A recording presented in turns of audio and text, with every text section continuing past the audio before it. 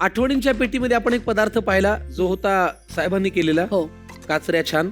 आता पुढच्या सेगमेंटचं नाव आहे बनवा बनवी.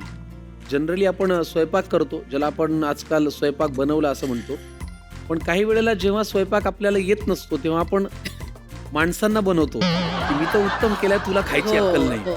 तर तेच आता इथे होणार आहे. हो. हा, पदार्थ कुणी करायचा, कोणता करायचा हे सांगायला एक विशेष पाहुणे येणार आहेत. अरे बापरे, सरप्राईज कोण आहे. येणार आहे? त्यांना मी इथे बोलवतो आणि मग बघूया कुणाच्या संजू अरे खांद्यावरती कुणाचे ओझे. ओके, मृणाललाच बोलवलंय. येस. पाहुणे आलेले आहेत, तुमच्या दोघांचे ओळखीचे पाहुणे आहेत. अरे कमाल, प्लेझंट सरप्राईज. तू तर किती शहरात छान. नव्हता ना? हो, मी आत्ता आलो तुमच्यासाठी खास. वा, वा, वा. बडोद्याला होता ना? हा, कसा आला प्रयोग? एकदम छान झाला.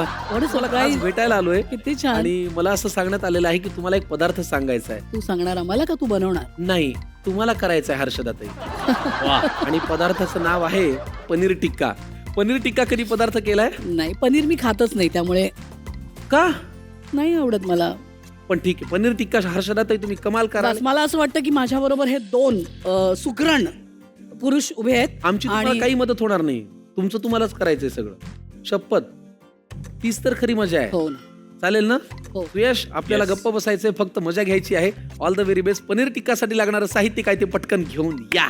हर्षदाताई, ऑल द व्हेरी बेस्ट.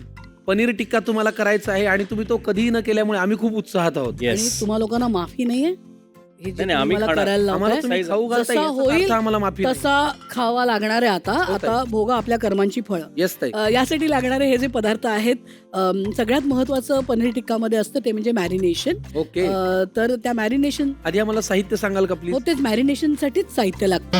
हा? तर हा, तुला पनीर कळत नसेल याच्यातलं, तर हा पनीर आहे जो पांढऱ्या रंगाचा आहे. हा स्वच्छ असा पनीर आहे, स्वच्छ धुवून मी ठेवलेला आहे तो.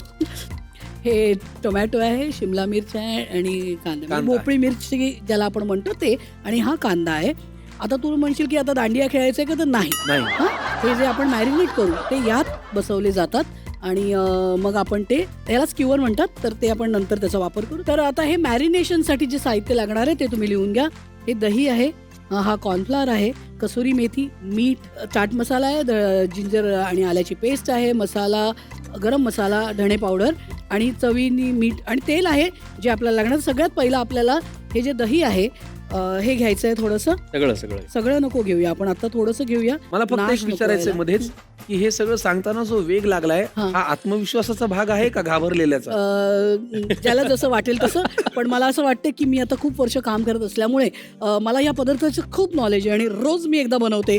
त्यामुळे हे सगळं मला सांगताना असं एक माझ्यात एक असं एक उत्फुल्लता आणि एक उत्स्फूर्तता दाटून आलीये. दाटून आलेली आहे.